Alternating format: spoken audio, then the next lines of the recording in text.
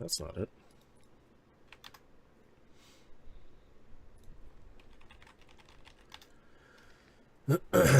There we are. I did deliberately wait until we went to a video, accessible video, I should say, to do what I'm about to do because, oh, fuck, dude. I'm a little worried about what this is going to be. So I mentioned it beforehand. Here is a bottle opener. Yes. Here is a bottle. I'm just opening that bottle right now and then losing the top on the floor where I'll stand on it later like a Lego. Okay. Oh, I don't like that. Not one bit. I can smell it from across the room. Oh boy. What color is this one? I'm trying to figure out what game you've got going on the stream here. I forgot to. I'll talk about it here in a minute. But I've been it's a Zelda game. Been watching this a lot. Is this a AGD summer game? No, it's actually. I've been watching this for the last couple of weeks, and I realized I've forgotten to talk about it on the show. It's a Link to the Past randomizer tournament. I've been watching either the head-to-head ones like this one, or the team-based ones where 2 teams of 2 are trying to go through the fastest in a randomizer. This is speed gaming, if anyone wants to watch them. They're really good. They have very good commentators, and it's fun to see the like potentially nightmare scenarios that these players are going through with dealing with this game they know inside and out with fun, kind of randomized things. Yes. The ones they're doing this week are, it's called Keytastrophe, I think it is, where essentially they're picking up keys for the dungeon that they're not in. And that includes small keys. So they'll pick up a key and be like, this one's for Turtle Rock. And it's like, oh, cool. That's way farther in the game. Okay, cool. Great. Fun. So it's cool. Sounds like a nightmare. Check it out. So if you participate in our Discord, you might have heard Pharaoh mention Soda to me in passing. And be like, what about this one? Because apparently my partner is a nightmare and has started this fun trend of let's just get Moon to drink / eat everything that's nightmarish. Yep. So this is Jones' special release Hatch Chili and Lime soda. Oh, no. Yeah, it smells like lime. Like I can get down with like a lime drink. Lime I like. It's the other thing chili, I don't like. Yeah. That's the concerning part there.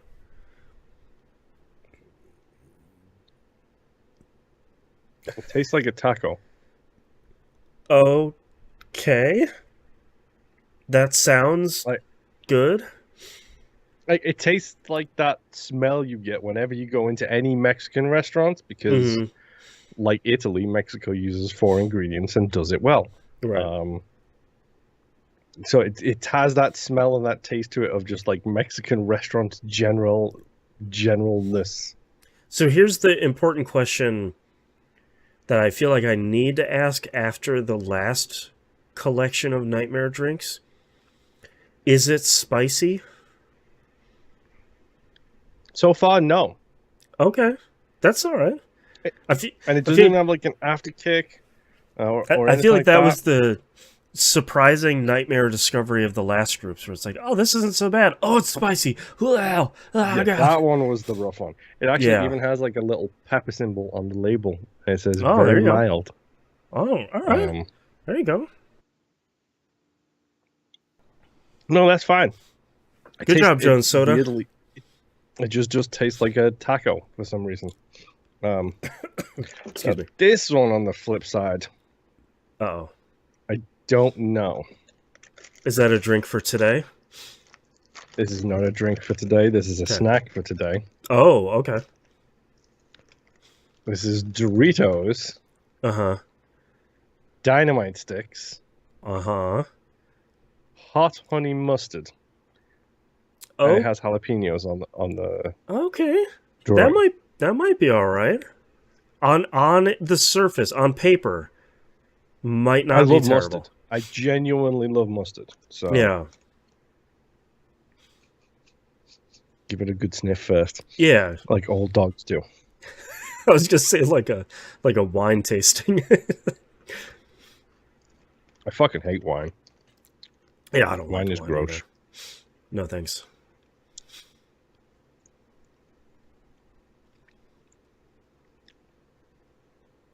I can see the wheels turning. It tastes mustardy. Okay, that's a good first step. I give me like special chips, like honey mustard chips, like any one of those. Like, you give me a limited edition Pringles flavor, I will fucking eat that shit to see what it tastes like every time. Yep.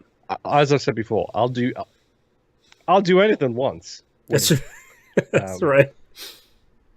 So I'm always down for this kind of stuff. So it's like I've already been informed that the soda challenge might happen again this year. So that's All great. right. Video coming at some point. So they have a little heat to them. Sure. I'd hope they would have at least a little bit. But it's weird because the heat here is the inverse of normal heat. Mm. So it's right at the start rather than at the back end. Oh, okay. Interesting.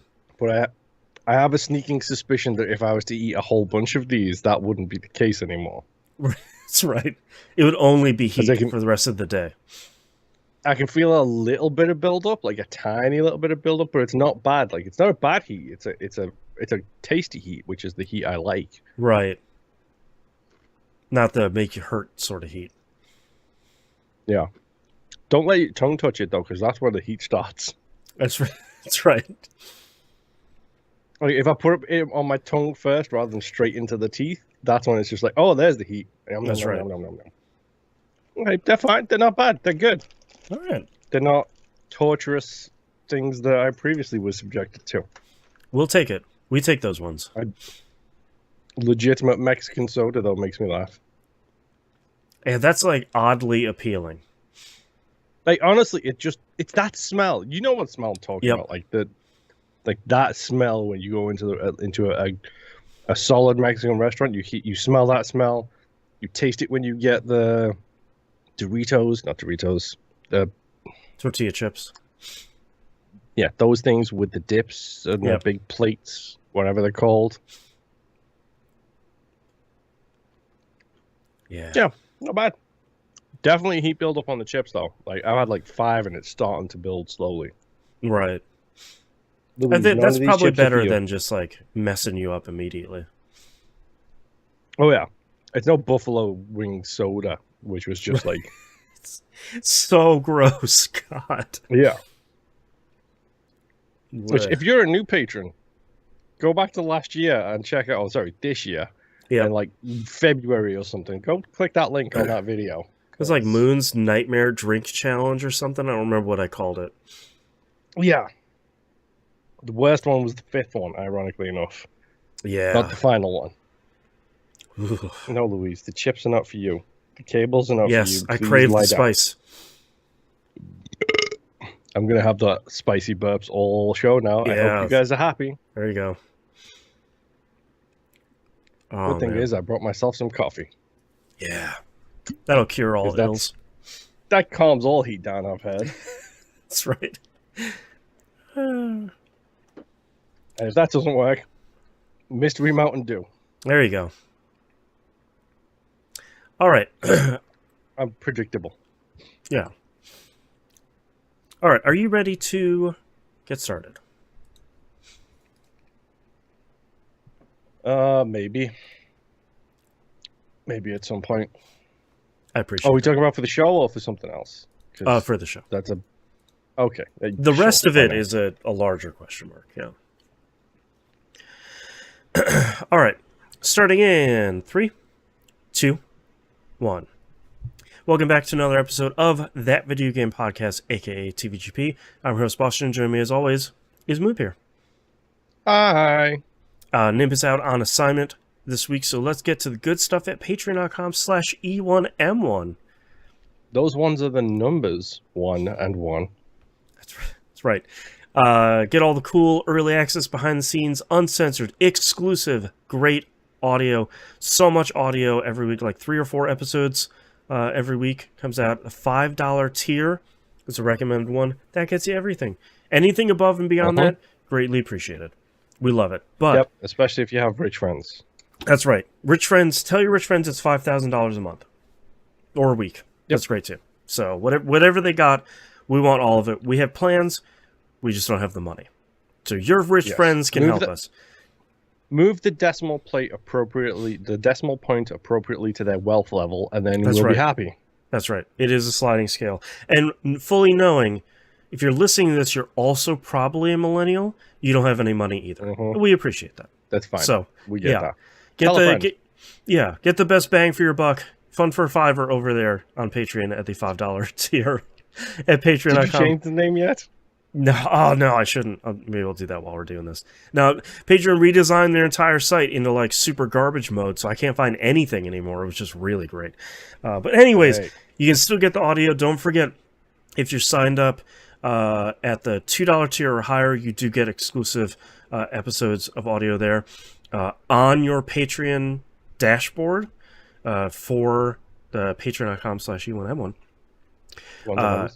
You can get your own RSS feed that you can just feed into a podcatcher, so you don't have to worry about using their app or using anything else. So pro tip for you, that's kind of the best way to listen to our Patreon stuff, and anybody else you listen to, just feed that into whatever podcatcher you're already using. If you're not using one, go find a cool one, because it kind of changes the game. It's literally how I listen to all of my Patreon exclusive stuff. The best way to do it. Yep, I have my podcast stuff set up so that the main show tile is on the top, and then the Patreon feed is right below it. Main show tile, Patreon feed. It's like, that's how I do it. So you can get all of that cool, exclusive, early access stuff over at patreon.com/E1M1. The ones and numbers. Moon, what have you been playing this past week? Oh boy. Okay, so I need to actually start with Marvel Snap this week. Okay. Because the season ended last week, or this week on Tuesday, I should say. And I literally made it to Infinite Rank, which is rank 100. Nice. 30 minutes to go before it reset for the week. Okay. Good stuff. Which surprised me a lot, if I'm completely honest. Because it was like, I'm not getting this. I'm just not. And then over that weekend, I jumped to 95, and it was just like, okay, let's give it a go. So when I got home from work at 7:30 that day, and the time was reset at 10, I was like, I am staying in bed and I'm just playing Marvel Snap. And for somehow I managed to make it. And it was the Loki season. So the Infinite card deck was Loki's helmet with a cool print and gold trim on it and stuff. Okay. Which I really like Loki's design, so I'm perfectly fine with that kind of thing. Mm-hmm. And the new season started, and it's the Midnight Suns season or something like that. It's okay. A October appropriate. People, yeah, it's a spooky season kind of season. Spooky season. That's right. So That's right. It's a bunch there's a bunch of variants that they're giving away. Blade's got a couple of cool variants. There's a whole bunch of Midnight Suns variants available. Elsa Bloodstone is the main card for the season pass. Okay. Well, I don't know. It's cool. It's Marvel Snap. You know if you're in or not. Spoiler alert, most of our community are no longer in. Yeah, I mean it's not revolutionary anymore, which is kind of okay. It seems like it's in. Would you say it's still kind of in a largely solid place? I think so. I truly despised the start of the Loki season because they just brought in Loki changed the game for collector decks because he changed everybody's. Basically, his unrevealability was when you put him down, he swapped every card in your hand with cards from your opponent's starting deck. Oh boy! So if so if you had the collector on the board and you had 6 cards in your hand and you dropped him down, then you just got like 12 points on the collector. Like Right. it was a little crazy at times. Goodness.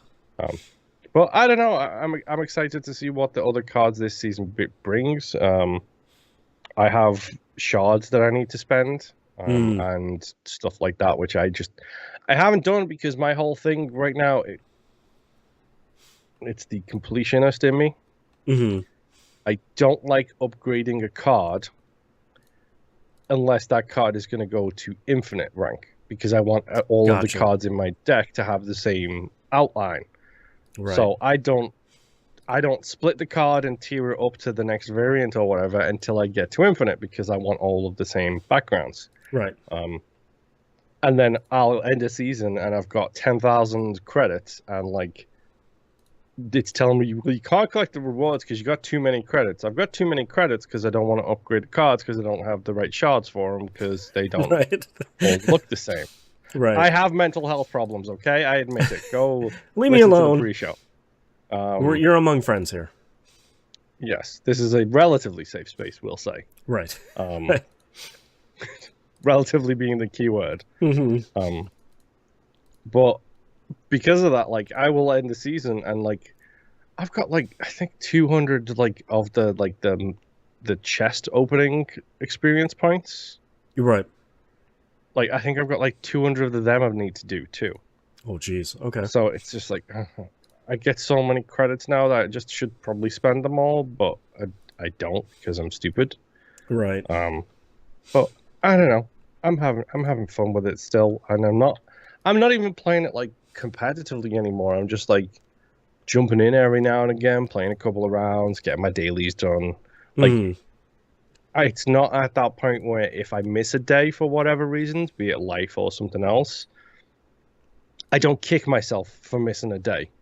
It's not like, Right. oh, I've missed all of these dailies or anything like that. It's like, no, so what? I missed a day. It happens, you Yeah. know? But yeah, it's fine. Yeah. I'm having fun. It's still stupid. It's great. Um, I got my monthly reminder that a bunch of games are about to leave Game Pass. There you go. Uh-huh. So, of course, I had to jump in and play Turnip Boy commits tax evasion Right. because that leaves in like 2 days. Well, it's actually the 15th, I think. So, you got a little bit of time.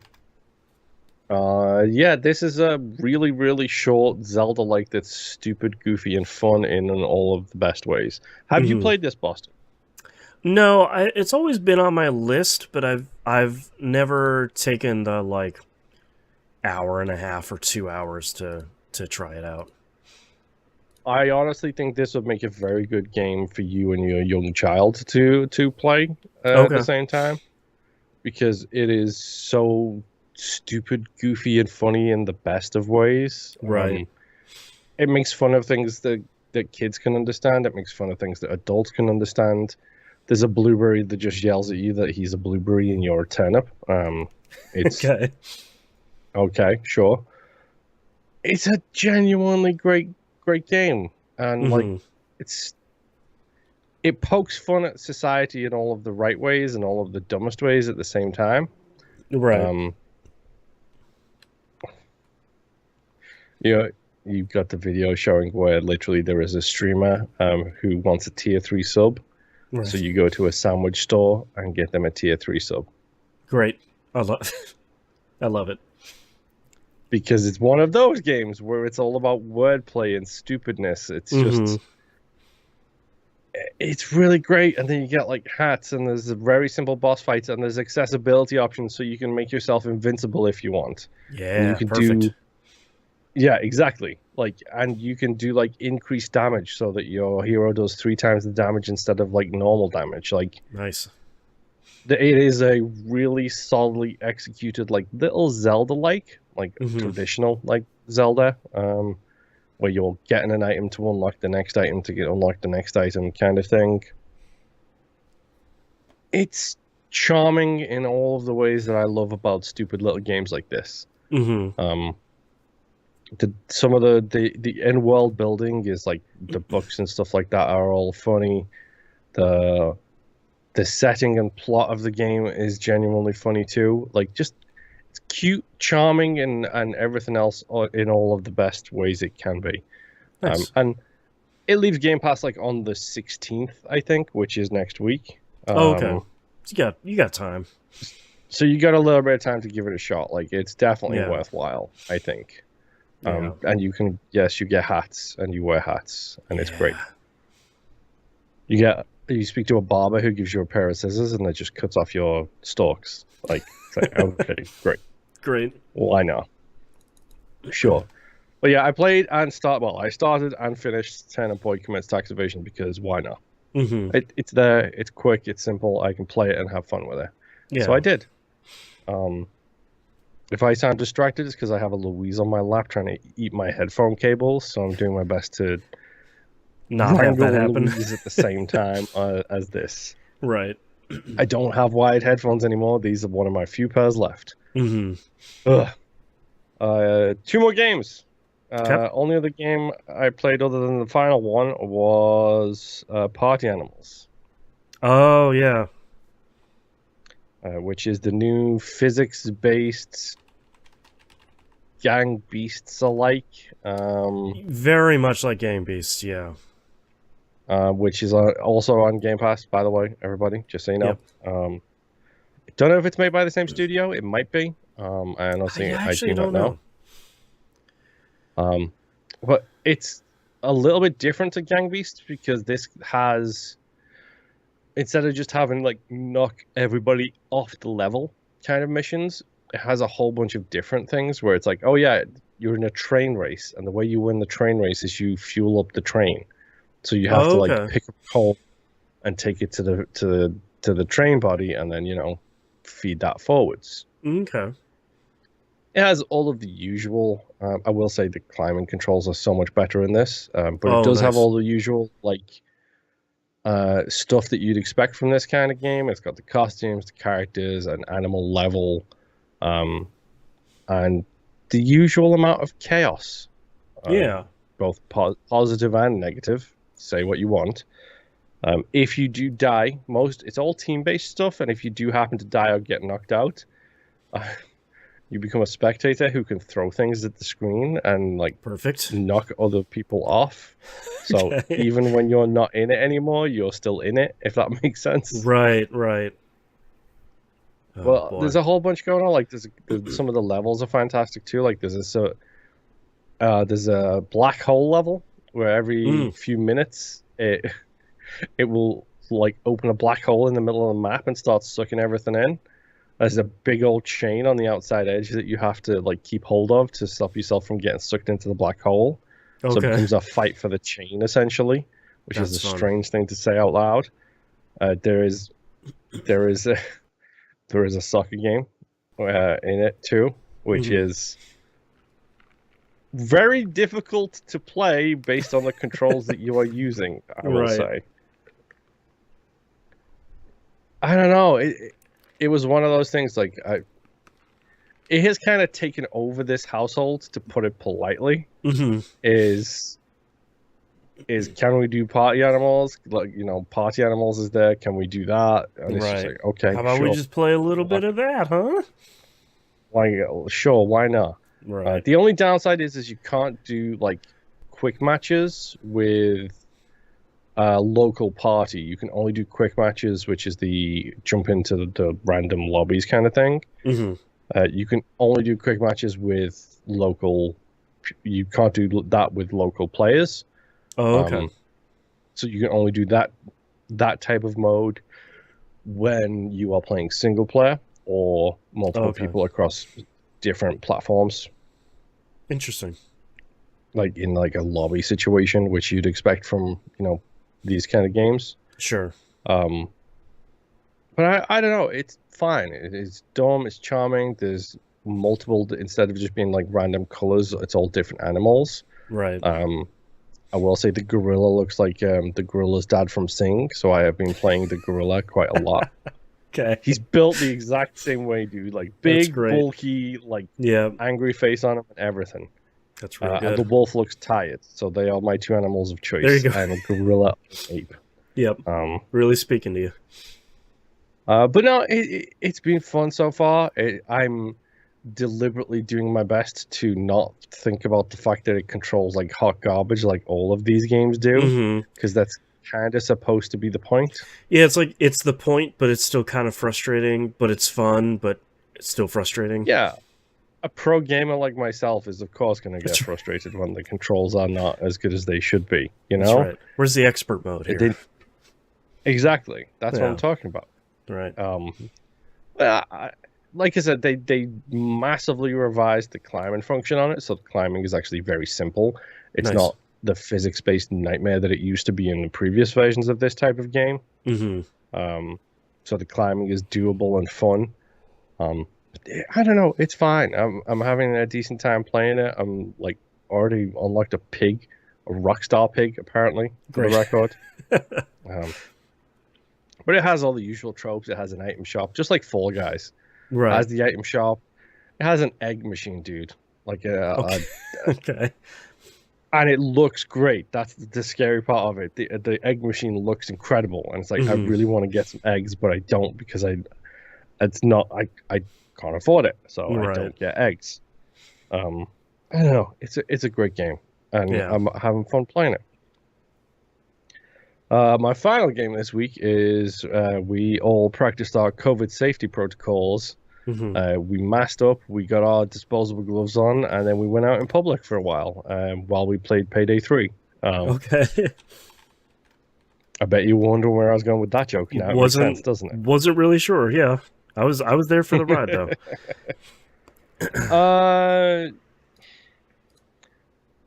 So you know how like certain games are infinitely replayable? Yes. I think Payday 3 might be one of those games for me. It is giving me hardcore like Left 4 Dead vibes, where it's just like, I did the level, I can do the level better. Right. What if I play it and everything's a little different? So like, I feel like you're starting to see that appeal of like, all right, now I get it. Okay. Yep. Like, for example, you're watching a video right now, and not once did it occur to me to throw the money on top of that truck in that alleyway to stop the cops from messing with your money. Now it makes perfect sense. Pro strats. Because that's one of the places that the extraction truck can show up, and it's like, oh no. Oh no. And it has like a leveling up system, and I'm unlocking a bunch of guns based on how you're leveling up. Right. Skill points based on leveling up and everything else that's going on. It's just like, oh no, like you feel the pull. I 100% I can feel it coming, and it's just like it's getting stronger and stronger. Like right now, all I'm thinking about is that first level, and can I do it 100% stealth? Like that is what I want to know. Is can me and the group of units that I play with, because they are units, shout out to friends of the show, Rob and Justin, who finally got an Xbox again. Hi. Hey, nice. Which is great because it brings back all the good old days of me and Rob doing the objective and trying to Justin running around trying to figure out what to do. It's I feel like every group has to have Justin. A friend that's always like, hey, did you guys see this over here? And it's like, bro, I'm fighting 30 cops right now. You're still in the building. That is our Justin, and we love him, and we would not change him for the world. Sometimes I'm that player too, where I'm like, hey man, what's this back here? And it's like, we're dying. Please. 100%. I have 100% been that player too. I think we've got like maybe 1 or 2 more levels. Like we've played through most of the levels so far. We've only got a couple left, but it's still one of those things. Like me and Justin did a run on the first level a couple of days ago, and we did so horrifically bad, and we don't know why it was so bad, but it was bad. Right. So it's like I want to play to get more experience so I can start unlocking those skills that I want to use. Like there's a hacker skill and an engineer skill. The engineer skill gives you a turret. Great. I want to know what that's like. I want to use a turret. Not even like a mobile turret, an automated turret, dude. It's better. Jeez. That's great. Like, so give me that skill, please, so I can throw some turrets down and give it to the big boys. Like, that's not a show title. Don't even write that down. Nope, my hands haven't moved at all. Nope.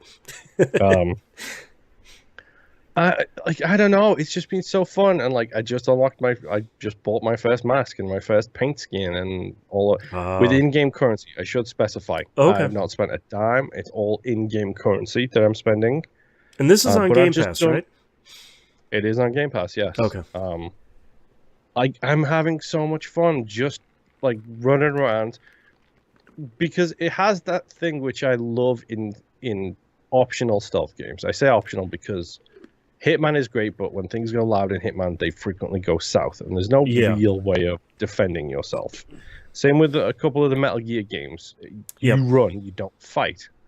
Um, in this game's case, it's like, yeah, well, however we're all playing, we'll all go in and we'll all be quiet as long as we possibly can.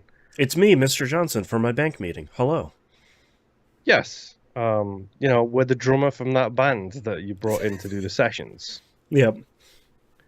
We'll go in and we'll do that as long as we possibly can. But due to the design of the game, there are certain limitations. Like when you don't have your mask on, you can't jump. Like, you Oh, can't interesting. mount or vault or do any of that kind of stuff. Sure. You can't jump. You can't lockpick. You can't do anything that would make you Gotta be suspicious. cool. Essentially, yeah, exactly. You got to be an AI essentially. Right. Right. And you only get to do that kind of stuff when you put your mask on. But then if people see you with the mask on, then of course they're going to start raising alarms. Sure. We went through this whole level the other day, which was in like a nightclub, and you had to get to the nightclub because you were stealing cryptocurrency from the crypto bros. Perfect. I love it. Game of the year. It's even better because to get the premium items, you do have premium currency, which is cryptocurrency, and you can actually just straight buy it with cash. But the more you buy it with in-game cash, the more expensive it is. So it's this hilarious give and take. Oh man. So yeah, the more you buy, the more expensive it gets. However, the cooldown reset.